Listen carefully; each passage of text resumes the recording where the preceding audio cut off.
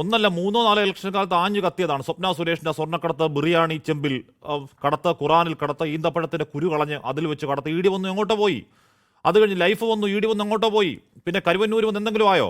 ഏറ്റവും കൂടുതൽ ശബരിമല സ്വർണ്ണക്കൊള്ള. ആ പോറ്റിയൊന്നും ഇവിടെ ചോദ്യം ചെയ്തിട്ട് പോലുമില്ല. ഇനി ദേശീയ തലത്തിലേക്ക് നോക്കൂ. അരവിന്ദ് കെജ്രിവാൾ വെറുതെ വിട്ടു, മനീഷ് സിസോദിയ, കെ കവിത വെറുതെ വിട്ടു. നാഷണൽ ഹെറാൾഡ് കേസിൽ സോണിയാഗാന്ധി ചാർജ് ഷീറ്റ് കൊടുത്തു, അംഗീകരിക്കാൻ സൗകര്യമെന്ന് വിചാരണ കോടതി പറഞ്ഞു. ഇ ഡി അപ്പീൽ കൊടുത്ത് കാത്തിരിക്കുന്നു. രാഹുൽ ഗാന്ധി ഒന്നും സംഭവിച്ചില്ല. ഹേമന്ത് സോറൻ സ്റ്റേയിൽ കിടക്കുക. ഡി കെ ശിവകുമാർ എന്തായി? കർണാടകയിലെ മുഖ്യമന്ത്രി ഏറ്റവും ഒടുവിൽ. അനിൽ ദേശ്മുഖ്, സഞ്ജയ് റാവത്ത്, സത്യേന്ദ്ര ജെയിൻ എണ്ണി പറഞ്ഞ നേതാക്കൾ ഒരുപാടാണ്. അതുകൊണ്ട് ഇ ഡിയെ നമുക്കറിയാത്തവരല്ല. അതുകൊണ്ട് ഈ ഹൈക്കോടതിയിലുള്ള അനുകൂല ഉത്തരവിൽ കോൺഗ്രസ് രാഷ്ട്രീയമായി ഒരുപാട് ആനന്ദിക്കാനുള്ള അവകാശം നിങ്ങൾക്കില്ല ഡോക്ടർ ജിൻഡോ. ഹാഷ്മി, ഞങ്ങളെ എന്തിനാ ആനന്ദിക്കുന്നത്? വീണ തൈക്കണ്ടിലിനെതിരെ അന്വേഷണം നടക്കുന്ന വിഷയത്തിൽ ഞങ്ങൾ എന്തിന് പ്രത്യേകിച്ച് പക്ഷപാതിത്വപരമായി ആനന്ദിക്കണം? ഞങ്ങൾക്ക് ഇതിൽ പ്രത്യേകിച്ച് ആനന്ദവും ഇല്ല, ഒന്നുമില്ല. ഇ ഡിയെ കുറിച്ച് ഞങ്ങളുടെ നിലപാട് താങ്കൾ പറഞ്ഞതുപോലെ തന്നെയാണ്. ഈ രാജ്യത്തെ പ്രതിപക്ഷ രാഷ്ട്രീയ കക്ഷികളിൽ പെടുന്ന നേതാക്കന്മാരെ വേട്ടയാടാനോ കൂറുമാറ്റാനോ വേണ്ടിയിട്ട് ഉപയോഗിക്കുന്ന ഒരു പൊളിറ്റിക്കൽ ടൂള് മാത്രമാണ് നരേന്ദ്രമോദി ഭരിക്കുന്ന ഈ രാജ്യത്ത് ഇന്ന് ഇ ഡിയുടെ റോള്.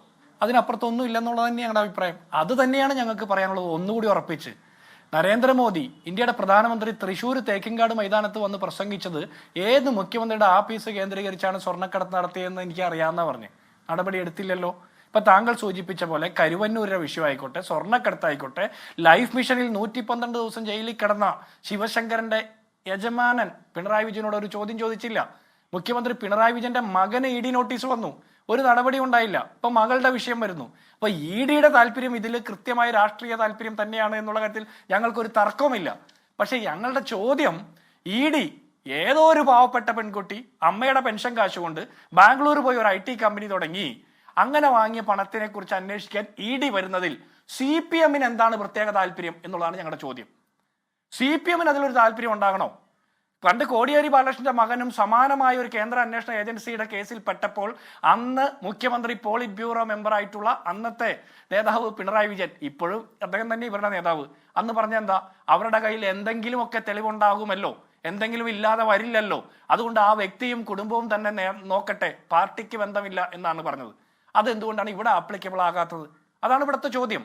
ഇവിടെ ഞാൻ വീണ്ടും ചോദിക്കുന്നു, മുഖ്യമന്ത്രി പിണറായി വിജയൻ കൂടി ഉത്തരവാദിയായിട്ടുള്ള പരിസ്ഥിതി വകുപ്പിന്റെ കീഴിൽ വരുന്ന ഒരു കമ്പനി, ആ കമ്പനി അതേസമയം തന്നെ ഈ സർക്കാരിന്, പിണറായി വിജയൻ സർക്കാരിന് തന്നെ 14% ഷെയർ ഉണ്ടായിരുന്ന, KSIDCക്ക് 14% ഷെയർ ഉണ്ടായിരുന്ന ഒരു പബ്ലിക് ലിമിറ്റഡ് കമ്പനിയിൽ നിന്ന് മുഖ്യമന്ത്രിയുടെ മകളുടെ അക്കൗണ്ടിലേക്ക് 2,78,00,000 രൂപ മകളുടെയും മകളുടെ കമ്പനിയുടെയും അക്കൗണ്ടിലേക്ക് വന്നത് എന്തുകൊണ്ട് എന്നുള്ള ചോദ്യത്തിന് ഉത്തരം പറയേണ്ടത് ഇ ഡിയോടല്ല, ശരിക്കും കേരളത്തിലെ സാധാരണക്കാരായിട്ടുള്ള സഖാക്കന്മാരോടാ.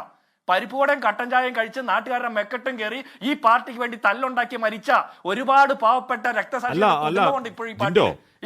ആ ചോദ്യത്തിന് CPM മറുപടി പറയണം. ഏറ്റവും ചെറിയ പക്ഷേ വീണ മറുപടി പറയണം. എക്സാലോജിക്ക് പൂട്ടിപ്പോയ പേപ്പർ കമ്പനി ആണെങ്കിൽ മറുപടി പറയണം. കാര്യം അവരുടെ പിതാവിന്റെ പേരുള്ള പാർട്ടി തെരുവിൽ അതിനുവേണ്ടി പേരുദോഷം കേൾക്കുക, അതിൽ സംശയമില്ല. പക്ഷേ ഈ പറഞ്ഞ ഡൽഹി മദ്യനയ അഴിമതി കേസ് നോക്കൂ, ഇതിനേക്കാൾ കൂടുതൽ തെളിവുകളുടെ കൂമ്പാരം നീടി പറഞ്ഞതല്ലേ?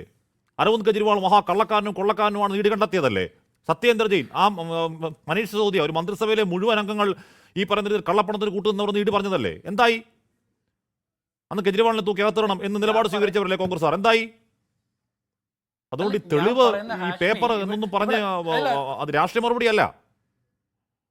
അല്ല, ഞാൻ ചോദിക്കുന്നത് പി ചിദംബരം ജയിലിൽ കിടന്നില്ലേ?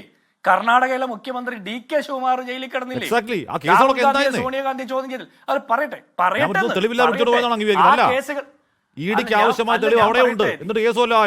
ഒന്നും ആയില്ല. അല്ല, ഇ ഡിയുടെ വിശ്വാസ്യത ഞാൻ ആദ്യ ഘട്ടത്തിൽ തന്നെ അത് പറഞ്ഞല്ലോ. ഇ ഡിയുടെ വിശ്വാസ്യതയ്ക്ക് ചാപ്പ കുത്തുന്നതല്ല എന്റെ പണി.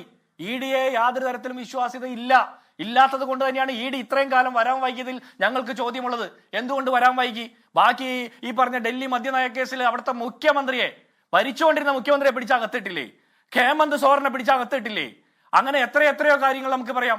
എന്തുകൊണ്ടാണ് സ്വർണ്ണക്കടത്ത് കേസിൽ, എന്തുകൊണ്ടാണ് ലൈഫ് മിഷൻ കേസിൽ 112 ദിവസം ജയിലിൽ കിടന്ന ശിവശങ്കരന്റെ യജമാനൻ പിണറായി വിജയനോട് ഒരു ചോദ്യം ചോദിക്കാൻ കേന്ദ്ര അന്വേഷണ ഏജൻസികൾക്ക് കഴിയാതെ പോയത്?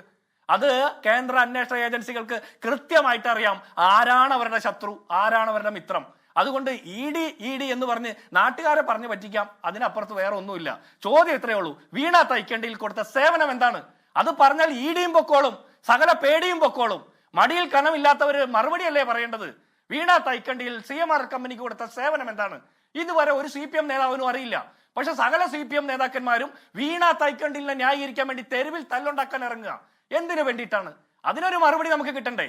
CPM എന്ന് പറഞ്ഞ പാർട്ടിക്ക് മാത്രമല്ലെന്നേ, കേരളത്തിന്റെ മുൻ മുഖ്യമന്ത്രി, ഇപ്പോഴത്തെ പ്രതിപക്ഷ നേതാവ്, അതൊരു ഭരണഘടനാപരമായ പോസ്റ്റ് അല്ലേ, ഒരു ക്യാബിനറ്റ് പദവിയല്ലേ?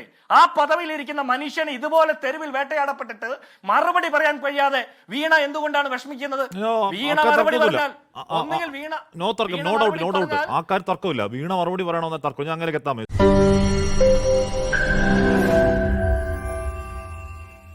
ലോകത്തെവിടെയായാലും ഏത് സമയത്തും 24 വാർത്തകളും ഓഗ്മെന്റഡ് റിയാലിറ്റി പാക്കേജുകളും എക്സ്പ്ലെയിനറുകളും വിശദമായി കാണാൻ ഞങ്ങളുടെ യൂട്യൂബ് ചാനൽ നിങ്ങൾക്ക് സബ്സ്ക്രൈബ് ചെയ്യാം.